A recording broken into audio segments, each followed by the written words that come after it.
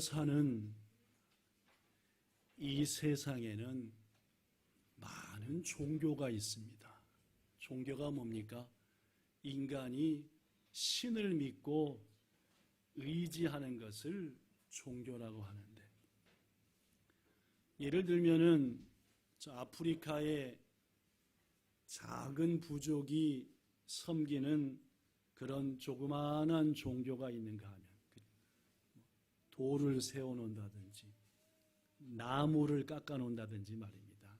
자기들이 섬기는 작은 종교가 있는가 하면 기독교나 불교처럼 수십억의 혹은 수억의 사람들이 믿는 큰 종교도 있습니다. 여러분과 몇 번 공부했다시피, 그런데 이 모든 세상에 있는 종교를 둘로 나눌 수 있습니다. 첫 번째는 상향 종교라고 하는 것이고, 두 번째는 위에서부터 밑으로 향한다 해서 하향 종교입니다. 좀 더 구체적으로 말하면 상향 종교라고 하는 것은 상향, 위를 향해 간다 해서 인간이 신을 향해서 나아가는 종교요. 인간 스스로 신을 찾아가는 종교. 대표적인 상향 종교 중에는 불교, 유교가 있습니다. 날 열심히 깎아서 신을 향해서, 신의 경지를 향해서 노력해서 나가는. 이에 반대로 하향 종교도 있습니다. 인간이 신을 찾아가는 게 아니라 신이 인간을 찾아오는 종교죠. 특히 신이 인간을 찾아와서 자기가 누구인가, 자신이 무엇을 기뻐하고 무엇을 기뻐하지 않는가를 가르쳐주는 계시, 이른바 계시, 그리고 그걸 통해 궁극적으로 구원해주는, 이것을 금방 말한 대로 신이 인간을 찾아온 종교다 해서 하향 종교라고 합니다. 여러분, 우리 기독교는 하향 종교, 즉 신이 우리를 찾아온 종교라 했습니까? 우리가 신을 향해 나아가는 상향 종교라고 했습니까? 네, 물론입니다. 하나님이신 그분이 우리를 찾아오셔서 자신이 누구인지를 밝히 알게 해주시고, 또 믿음도 주시고, 또 참 믿음을 갖게 하기 위해서 말씀도 주시고, 우리 힘 갖고 안 되니까 하나님이 성령을 통해서 믿음의 동역자를 통해서 도와주시고, 즉 우리 기독교는 대표적인 하향 종교입니다. 하나님은 전쟁과 재난, 질병과 죽음, 이 모든 것들을 두려워하는 인간을 찾아오셔서 우리에게 위로하시고 우리에게 영원한 생명과 구원을 주시는 그분이 바로 자비로운 우리가 믿는 하나님인 줄로 믿습니다. 더구나 여러분, 여기 써진 것처럼 만약 하나님께서 죄와 절망에 빠진 우리를 찾아오시지 않으셨다면 우리는 여전히 죄에 빠져 있었을 것이고 절망에 사로잡혀 있었을 것이고 그로 인하여 온갖 마음과 삶의 고통을 당했을 것이고 끝내는 어디요? 지옥불에 떨어지고 말았을 것입니다. 그러나 주님이 죄인된 여러분과 저를 찾아오셔서 당신의 자녀로 인정해 주셨으니 이 얼마나 감사합니까? 영원토록 우리를 찾아오신 하나님을 찬송하며 영광 돌리는 여러분과 저와 우리 가족 되기를 예수님 이름으로 축원합니다. 오늘 본문에도 죄인을 찾아오신 하나님의 모습이 나타납니다. 저는 오늘 말씀을 통해서 여러분과 저에게 찾아오신 하나님, 죄인된 우리에게 다시 한번 은혜 주시는 하나님을 확신하고 그 하나님께 감사하는 시간 되기를 축복합니다. 오늘 여러분에게 소개할 큰 죄인은 여러분이 잘 아는 다윗 왕입니다. 오늘 본문이 있었던 때로부터 약 6개월 전, 지난해 이스라엘은 암몬이라고 하는 바로 옆에 있는 나라와 큰 전쟁을 했고 거의 다 이겼습니다. 그런데 하늘에서 우기가 시작되어 비가 쭉쭉 내리니까 승리를 눈앞에 뒀지만 그 비를 뚫고 나아갔다가는 비로 인해서 더 큰 어려움을 당한. 그래서 결국 이스라엘은 암몬과의 전쟁을 끝내지 못하고 되돌아왔습니다. 해가 지나서 새해가 돌아왔습니다. 비도 그쳤습니다. 오늘 본문 앞에 보면은 해가 돌아왔다. 전쟁하기 좋은 때가 되었다. 즉 이제는 비도 멈췄고 땅도 말랐고 다시 싸움하게 되었다. 그래서 다윗은 명령을 합니다. 모든 군사들과 군인의 장관인 요압에게 가서 암몬을 쳐라. 모든 이스라엘과 유다의 군인들은 암몬과의 싸움을 위해서 전쟁터로 나갔습니다.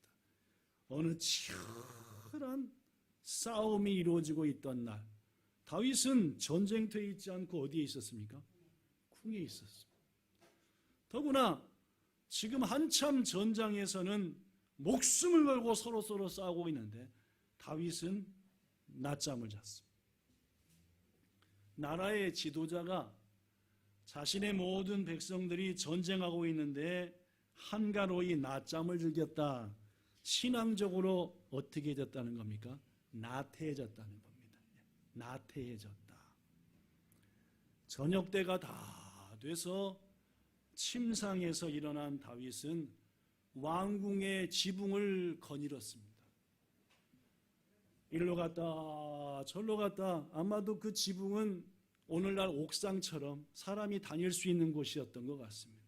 갑자기 다윗의 눈에 심히 아름다워 보이는 여인이 목욕을 하고 있는 게 보였습니다. 잠자다 말고 일어나서 어우, 세상에 저렇게 아름답고 고운 여인도 있구나. 뭐의 정욕에 빠진 겁니까? 안목의 정욕입니다. 요한일서 2장 15절과 16절에 보면은 여기 써졌습니다. 이 세상이나 세상에 있는 것들을 뭐 하지 말아라? 사랑하지 말아라. 16절 보니까 이는 세상에 있는 모든 게 첫째는 뭔 정욕? 육신의 정욕. 또 그 다음에 뭐 정욕? 안목의, 즉 육의 욕심, 눈의 욕심, 이런 것들에 속한 것이다. 신앙이 나태해지니까 눈에 들어온 게 모든 거 다 욕심으로 보게 되었다. 이른바 안목의 정욕에 넘어가고 말았습니다. 자꾸 욕심이 생겨. 뭘 보면 요것도 갖고 싶고, 요것도 내 것 만들고 싶고, 요것도 내 것 만들고 싶고. 여러분, 그러면 안 됩니다. 그렇죠? 예. 다윗은, 즉 안목의 정욕에 빠진 다윗은 사람을 보내서 그 여인에 대해서 알아보게 합니다. 저렇게 아리따운 여인 내 생전에 처음 본 것 같은데 도대체 누구냐? 알아본 결과 그 여인은 다윗의 37명의 용사 중 한 사람이었어요. 다시 한번, 다윗의 37명의 용사가 있었어요. 그 용사 중에 한 사람이 우리아인데, 그 우리아는 지금 다윗의 명령에 따라서 전쟁터에서 목숨을 걸고 싸우고 있는데 그 여인이 바로 그 우리아의 아내였다라는 말입니다. 여러분, 알아본 결과 그 여인이 이미 혼인한 여인이었다면 다윗은 여기서 멈춰야 됩니까? 더 가야 됩니까? 멈춰야 되는 거 맞지요? 여러분, 인간은 말입니다. 한번 눈의 욕심에, 육의 욕심에 빠지면 멈춰줘요, 안 멈춰줘요? 안 멈춰요. 다윗만의 얘기가 아닙니다. 여러분과 저에 대한 얘기. 잘못된 욕심에 한번 빠지게 되면은 좀처럼 못 벗어나요. 자기에게 충성을 바치는 30여 명의 용사 중 하나인 우리아의 아내다. 더구나 그 용사 우리아는 다윗의 명에 따라 목숨을 걸고 싸우고 있다면 적어도 양심이 있었다고 한다면 멈춰야 됐지만 한 번 욕심에 빠지면 아무것도 안 보이는 게 인간이다. 다윗은 정욕에 빠졌었고 여인을 데려오고 맙니다. 더구나 하나님이 금지하신 간음죄를 범하고 말지요. 간음죄는 뭐에 해당되는 죄입니까? 사형이요. 사형. 레위기서 20장 10절. 누구든지 남의 아내와 간음하는 자, 곧 그의 이웃의 아내와 간음하는 자는 그 여자와 그 남자를 어떻게 하라? 어떻게 죽여라? 반드시 죽여라. 지금 다윗은 뭔 죄를 진 겁니까? 죽어야 됩니다. 사형에 해당되는 죄를 지었다. 한편 다윗과 밧세바가 사형에 해당되는 죄를 지은 다음에 그만 밧세바의 태중에 아이가,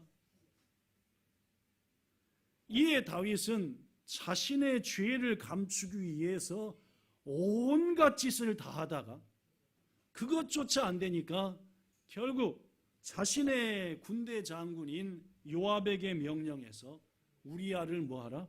죽이라. 살인교사입니다. 살인교사죄는 살인죄와 똑같습니다. 역시 무슨 죄입니까? 사형에 해당되는 죄. 지금 다윗은 연달아서 사형에 해당되는 죄를 반복했다라는 거예요.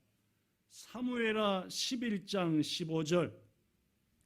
요압아, 우리아를 맹렬한 싸움터에 앞세워 보내고 너희들은 쫓아가는 척 하다가 어떻게 했어? 쏘졌구만요. 쫓아가는 척 하다가 어떻게 했어?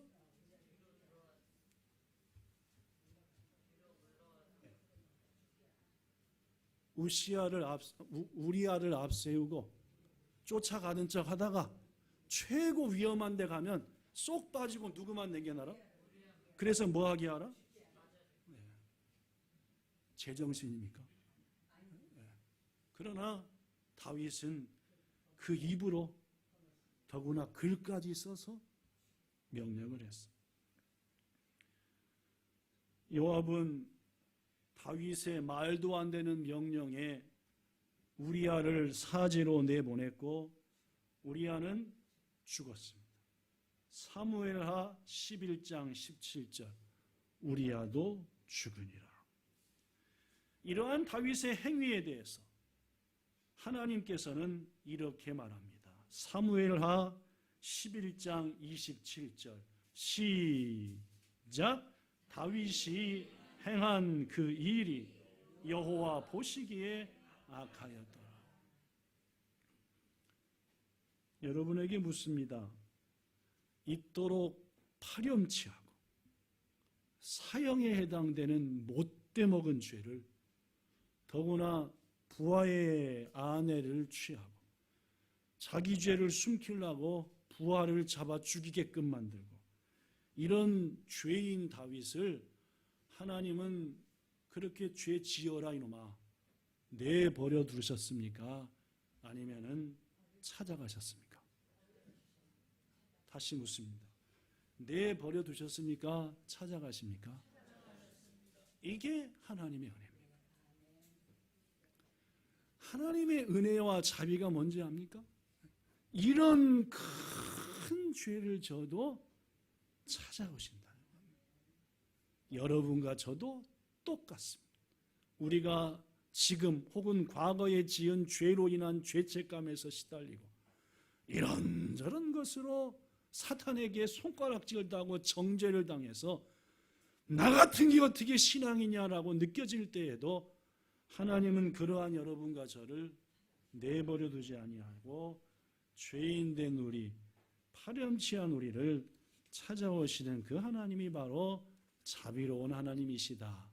우리가 믿는 하나님이신 줄로 믿습니다. 1963년, 오래전 얘기입니다. 60년이나 된 얘기니까요, 그죠? 딱 60년 전에 한국을 떠들썩하게 했던 흉악한 살인 사건이 있었습니다.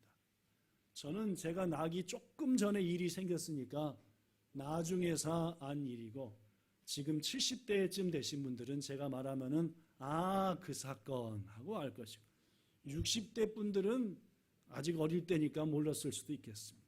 뭔 사건이냐? 군대 계급으로 중령인 이득주 중령, 40대 초반이었습니다. 그의 아내, 그리고 그의 자녀 셋, 10대와 10살도 안 된 자녀들이었습니다. 그리고 그와 함께 했던 또 다른 가족 6명을 도끼로 찍어서 죽인 겁니다. 군인과 아내와 어린 자녀와 가족 6명을 하룻밤 사이에 도끼를 휘둘러서, 얼마나 처참할까요? 그 범인은 잡고 보니까 고재봉이라는 사람이었습니다. 당시 26살인 고재봉은 교도소에서 나온 지 불과 얼마 안 됐습니다. 왜 교도소에 갔느냐? 군인의 집에 몰래 들어가가지고 이것저것 훔치고, 그 집만 들어간 게 아니라 그 일대 집을 다 들어가가지고 이것저것 숨겨서 이 사람 저 사람이 신고했는데, 그것으로 인해서 절도죄로 7개월간 감옥살이를 했습니다. 7개월간 감옥살이 하던 고재봉은 열받아가지고 7개월 동안 도끼를 갈았습니다. 뭔 도끼요? 마음의 도끼요. 나가면 어떻게 된다? 확 죽여버려. 나를 신고한 그놈. 내 느낌으로 볼 때는 분명 그놈 박중령 그놈이다. 박중령 그놈하고 그 안에 그것들 내가 안 준다. 그래서 나오자마자 마음에 갈았던 도끼를 바탕으로 실제 도끼를 갈아서 들고 야밤에 찾아가 6명을 사정없이 해서 죽여버립니다. 그런데 여러분, 문제가 있었습니다.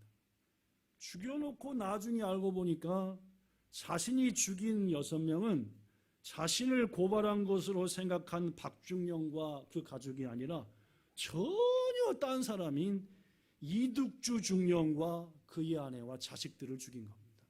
전혀 알도 못하고 상관도 없는 사람을 가가지고 죽였죠. 결국 고재봉은 사형 선고를 받았고, 자신이 범행을 저지른 바로 그 다음 해인 1964년 형무소에서 사형을 당합니다. 그런데 여러분, 사형 선고를 받고 아직 사형을 집행받지 않은 어느 날, 그 사형수 고재봉을 찾아간 분이 있습니다. 누구게요? 하나님이죠. 누굴 찾아왔더니요? 누구요? 다윗을 찾아왔더니요. 지금 여러분은 뭔 생각을 하면서 말씀드리십니까? 사람을 죽이고 부하의 여인을 빼앗은 다윗을 찾아오셨던 하나님이 누구를 찾아갔대요? 고재봉을 찾아가셨습니다. 하나님을 만난 고재봉이 죽기 직전에 자기 누나한테 쓴 편지를 소개합니다. 누님이 재판정에서 고재봉 사형이라는 판결이 떨어졌을 때 울음을 터뜨리고 말았죠. 누나의 울음소리를 들은 제 마음은 갈기갈기 찢어지는 것 같았습니다. 누님이 울어 기자들이 누님에게 달려갔기 때문에 그때 제가 하고 소리를 지른 겁니다. 왜냐하면 누나의 사진이 신문에 실리면은 안 되니까요.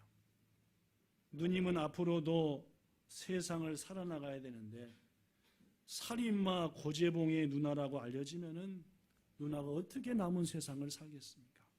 그래서 누나 얼굴이 찍히지 못하도록 하려고 그때 제가 소리를 지른 겁니다. 누님, 진짜 걱정됩니다. 누님도 그렇고 동생도 말입니다. 저로 인해 시집살이가 심해질까 봐, 문제가 생길까 봐 정말로 염려가 됩니다. 그러고 보니 저란 놈은 보통 나쁜 놈이 아닙니다. 사람만 죽인 게 아니라 형제와 친척을 절망시키고 부끄러움 속에 몰아넣은 게 바로 접니다. 누님, 저는 원한만 갚으면 된다고 생각했지 그 후에 일어날 일은 생각도 못했습니다. 정말 미련하고 어리석었습니다. 아무래도 제가 그때 귀신한테 쓰였던 것 같습니다. 그렇지 않고서야 어떻게 그렇게 많은 사람을 죽일 수 있습니까? 가족들을 생각하고 그들을 생각하면 스스로 목숨을 끊었어야 한다고 생각하지만 지금은 다 지나간 얘기입니다. 누님 동네에 교회 있지요? 꼭 교회 나가세요. 저는 요즘 매일 성경을 읽고 있는데 큰 깨달음을 얻고 있습니다. 매일매일 제가 죽인 이준영님 가족을 위해서 또 남겨진 그 아들 하나를 위해서 참여하고 있습니다. 그 아들 하나는 할머니 집에 가서 살았대요. 다 죽는 건데. 제가 지은 죄를 매일 회개하고 있습니다. 누님, 죄를 회개하고 믿음을 가지면 구원도 얻는다고 하네요. 아무튼 누님, 성경을 꼭 구해서 읽고 꼭 교회 나가주기를 바랍니다. 누님, 요즘 하루하루가 아깝습니다. 죽기 전에 성경을 다 읽고 갔으면 좋겠는데 왠지 시간이 없을 것만 같습니다. 어제도 한 사람이 아무개 면회 소리에 나갔는데 결국은 안 돌아왔습니다. 아마도 다음은 제 차례일 것 같습니다. 그렇게 생각하니 마음만 급합니다. 쓰고 있는 반성문이 아직 맞춰지지 않았고 이중령님의 남은 아들에게 속죄의 편지를 쓰고 싶은데 마음만 급합니다. 글로 쓴다는 것이 말하는 것과 마음하고는 달라서 좀처럼 표현도 안 됩니다. 바깥 세상 살 때는 미움도 많고 불만도 많고 무지무지하게 배도 고팠는데 지금은 안 그렇습니다. 누님, 제가 누님에게 예수님을 믿으라고 전도할 수 있는 시간도 받은 게 얼마나 고마운지 모릅니다. 누님, 제가 죽는 것을 가슴 아프게 생각하지 말고 예수님을 알고 믿다가니 한이 없으니 부디 누님도 저 때문에 울지 말고 꼭 예수님 믿으세요. 누님보다 먼저 가는 동생을 용서해 주시기 바랍니다. 고재봉이라고 합니다. 그렇습니다, 여러분. 하나님은 지금으로부터 60년 전에 이런 죄를 지은 사람도 찾아가신다라는 말. 오늘 본문을 통해서 그리고 하나님이 하시던 모든 일들을 통해서 하나님은 그렇다면 죄인인 우리들을 어떻게, 어떤 이유로, 어떤 모습으로 찾아오실까요? 지금부터 그 세 가지 얘기하고 말씀 마칩니다. 첫째, 읽어봅시다. 시작. 당신의 사자와 함께 찾아오십니다. 그렇습니다. 하나님은 대부분 당신의 사자를 보내십니다. 당신의 일꾼을 말입니다. 물론 주님이 같이 하시죠. 오늘 본문에서 두 번이나 살인죄를 범한, 사형에 해당될 죄를 범한 다윗에게 하나님이 보낸 사자는 누굽니까? 나단입니다. 그렇죠? 나단이죠.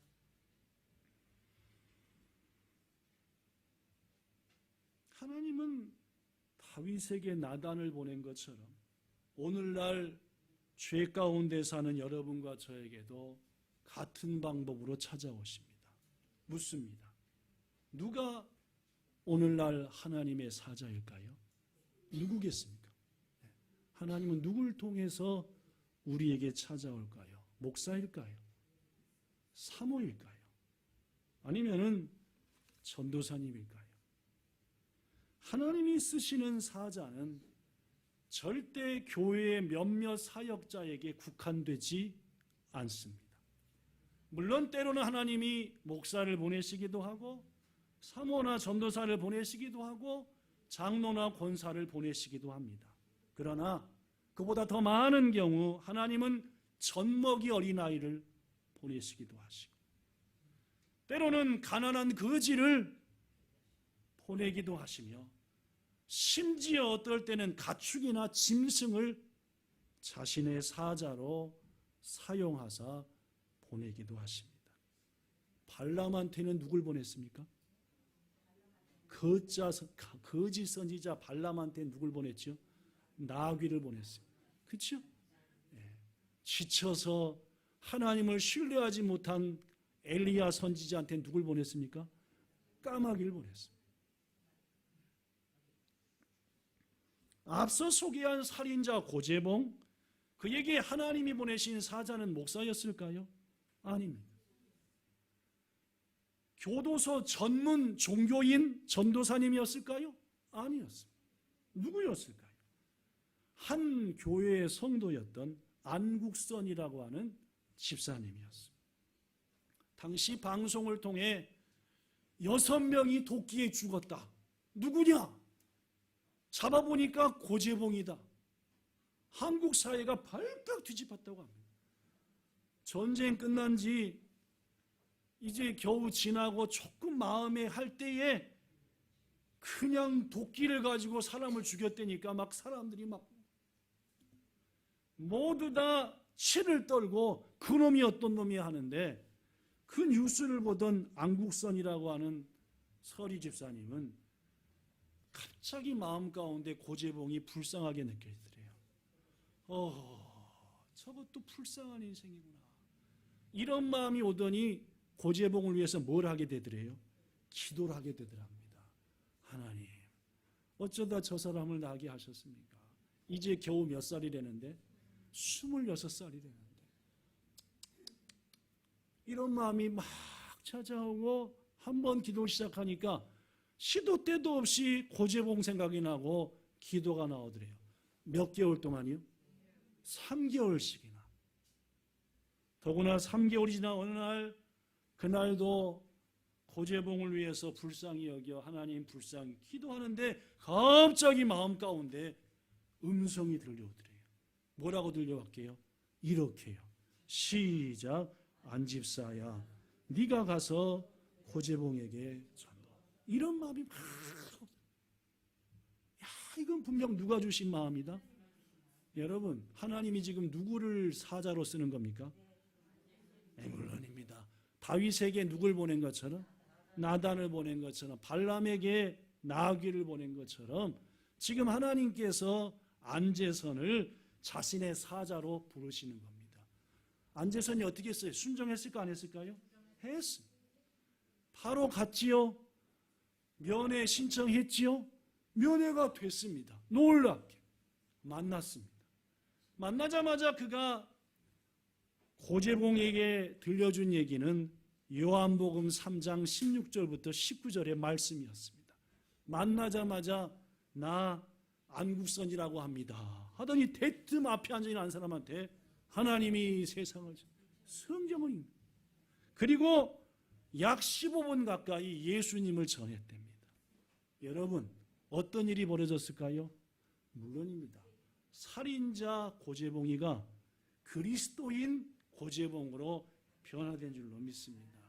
당시 고재봉은 체포가 된 후 한참 지났지만 묵비권을 행사했대요. 왜 죽였어? 뭘로 죽였어? 어떻게 죽인 거예요? 그런데 안국선 집사를 만나고 그를 통해 하나님을 만난 다음에 자신의 모든 죄를 고백하고 어떻게 했는지, 어떻게 도끼는 준비했는지 전부 다. 사랑하는 성도 여러분, 안 집사님처럼 죄인을 향해 가라시는 하나님의 말씀에 순종하셔서 하나님의 사자로서 연약한 죄인을 향해 나아가는 우리가 되기를 축복합니다. 한 걸음 더 나아가서 죄인된 우리에게 하나님이 보내신 사자를 짐승이라 해서 몰라보고 어린아이라 해서 몰라보고 하찮다해서 몰라보는 미련한 눈 가리운 자 되지 마시고 주님이 때때로 여러분과 저에게 당신의 사자를 보내실 때에 분별하여 변화되는 우리 되기를 예수님 이름으로 축원합니다. 하나님은 이렇듯 죄인을 찾아가실 때 누구와 함께 하신다고요? 당신의 사자를 보내신다. 둘째, 시작. 당신의 사자에게 말씀을 주셔서 찾아오신. 그렇습니다. 죄인된 자에 보낼 때 꼭 하나님이 하시는 일은 사자에게 말씀을 맡기십니다. 오늘 본문에도 나단에게 하나님이 말씀을 맡겨서 나단이 하나님이 맡기신 말씀을 누구한테 말합니까? 다윗한테 말합니다. 7절 내가 널 이스라엘 왕으로 기름 붓기 위하여 내가 널 사울의 손에서 건지지 않았냐? 내가 네한테 준 게 얼마냐?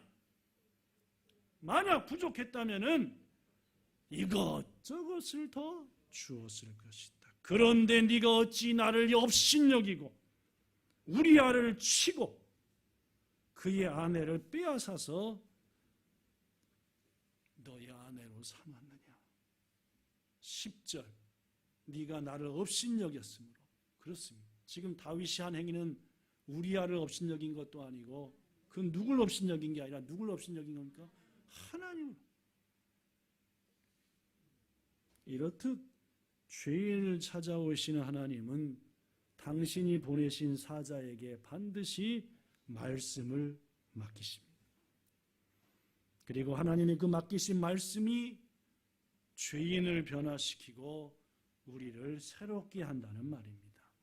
앞서 소개한 살인자 고재봉을 찾아간 안국선 집사에게도 하나님은 말씀을 맡기셨다 했죠? 뭔 말씀이었습니까?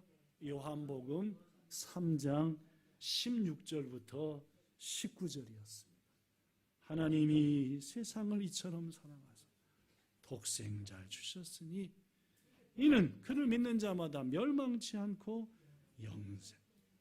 17절 하나님이 그 아들을 세상에 보낸 것은 세상을 심판하고 너 고재목이를 심판하려고 한 게 아니라 오히려 구원을 받게 하고 그를 믿는 자는 절대 뭘 안 받고 믿지 않으면 독생자 이름을 믿지 않으므로 이미 심판을 받는 것이다 라고 하면서 빛 대신 예수님이 세상에 왔지만 너는 어두움이 너만을 더 사랑하지 않았고 네 마음만을 더 사랑하지 않았느냐 하는 이 메시지로 안 집사님이 따박따박 예수님을 전했더니 고재봉의 눈에서 눈물이 뚝 피어나가. 사랑하는 성도 여러분, 하나님은 우리를 찾아오실 때에 우리에게 보내신 그에게 반드시 뭘 맡기신다고요? 말씀을요.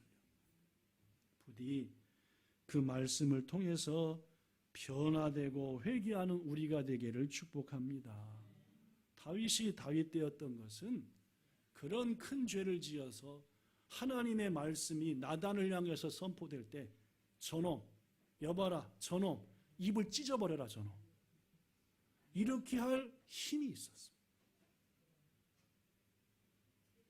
저 당장 죽여라 저놈 이렇게 할 권력도 있었습니다. 그러나 그는 하나님의 말씀 앞에 목사님 왜 저한테만 그러세요?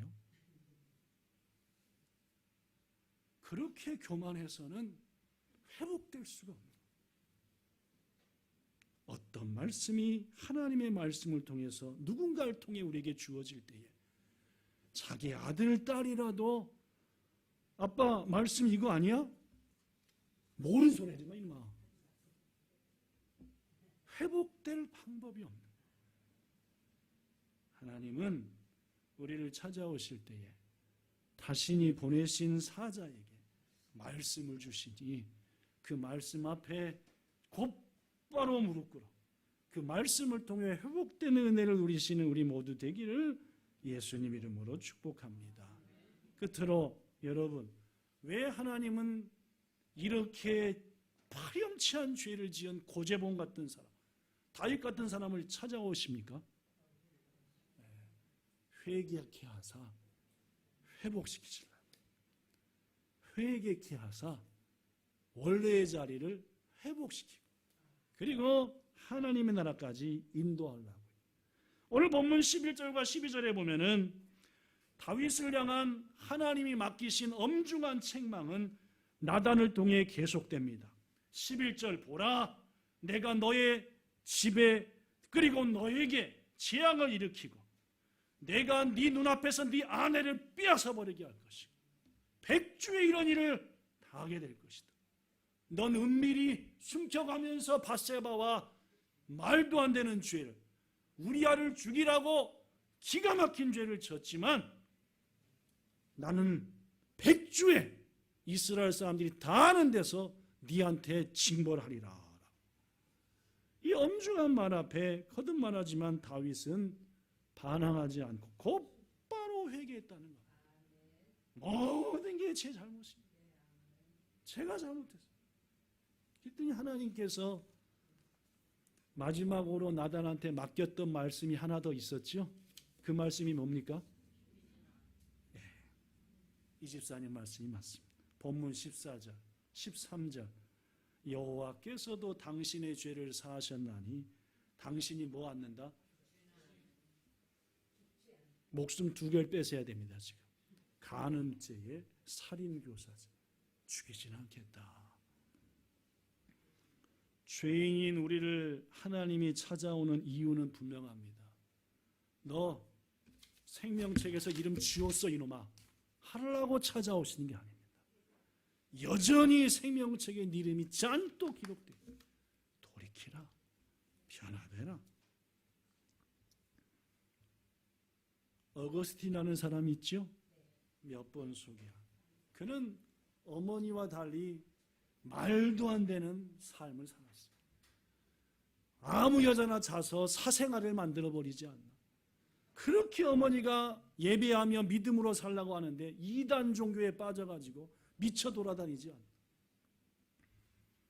그가 하나님이 찾아오심을 체험했습니다. 야빨이 어거스틴에게는 어린아이를 통해서 말씀을 주셨어요. 길을 가는데 애들이 자꾸 하나님의 은혜 가운데 자신을 찾아와 돌이킨 어거스틴이 이런 글을 남겼습니다. 하나님, 감히 말씀드리는데 당신께서는 제가 당신을 멀리 떠나 방황하고 있을 때 잠자코 계시지 않았나이다. 그때에도 당신께서는 저의 어머니를 통해서 저에게 계속 말씀하셨었지요. 그런데 제가 그 하나님의 음성을 들으려 하지 않았습니다. 도리어 저는 악을 자랑하는 친구들과 어울리며 제 자신이 더욱 악해지지 않음을 도리어 부끄러워하면서 악을 행하는 곳에서 즐거움을 찾았습니다. 그러나 사랑하는 주님, 저는 요즘 당신을 사랑하게 되었습니다. 당신께서 이전부터 제 속에 계셨으나 저는 그것을 깨닫지 못하고 방황했습니다. 그러나 주님께서는 제 영의 귀를 열어주셔서 당신의 음성을 듣게 하셨습니다. 그리고 저에게 당신으로부터 임하는 크신 빛을 비추어 주셨습니다. 저는 이제 당신의 은혜를 맛보고 있고 당신을 매우 사랑합니다. 그렇습니다, 여러분. 우리 주님께서는 지금도 하나님의 말씀보다도 우리의 생각과 의지로 사는, 내 생각으로 사는 우리를 찾아오시는 하나님인 줄로 믿습니다. 하나님은 지금도 하나님이 기뻐하는 예배가 아니라 형식에 빠진 예배를 드리는 우리에게 찾아오셔서 온전히 예배하라. 죽도록 충성하지 않고 이래저래 핑계만 거듭하는 우리에게 지금도 주님은 찾아오십니다. 돌이키라고요. 회개하라고. 참 그리스도인으로 변화되라고 말입니다. 추악한 죄를 범한 다윗의 변화가, 살인자 고재봉의 변화, 지 마음대로 살았던 어거스틴의 변화가 지금 우리에게도 일어나게 되기를 예수님 이름으로 축원합니다. 말씀을 정리합니다. 우리 하나님은 전쟁과 각종 재난, 질병과 죽음, 지난 죄로 인하여 두려워하는 우리를 찾아오시는 자비로우신 하나님이십니다. 우리 하나님은 당신의 사자와 함께 우리에게 찾아오시고 당신의 사자에게 반드시 말씀을 의탁하십니다. 우리를 회개하사 구원해 주시는 사랑의 하나님이시니 어떤 죄책감과 죄에 사로잡혀서 자신의 나태함과 어리석음 때문에 스스로를 해하는 미련한 우리가 되지 말고 주님은 지금도 우리를 회복시키려고 찾아오시니 그 주님 품에 안기시고 믿음의 자리로 회복되셔서 천국의 아름다운 잔치가 일어나게 하는 회복되는 여러분과 저 되기를 우리 주 예수님 이름으로 축복합니다. 기도하겠습니다. 좋으신 하나님, 우리는 우리를 압니다. 얼마나 악하고 교만하고 또 어리석은지를 말입니다. 주님은 우리를 위해서 모든 것 버리셨지만 우리는 흉내조차도 내지 않으려 합니다. 그런 파렴치한 우리들에게 지금도 다시금 찾아오시는 주님께 감사드립니다. 이제 우리 변화되어 더 주님 뜻 이루는 자 되게 하시고 이 땅에 우리를 보내신 목적을 이제는 감당하는 본향교회요 여기 머리 숙인 우리 되게 하옵소서. 우리를 찾아오시는 주 예수님 이름으로 기도드리옵나이다. 아멘.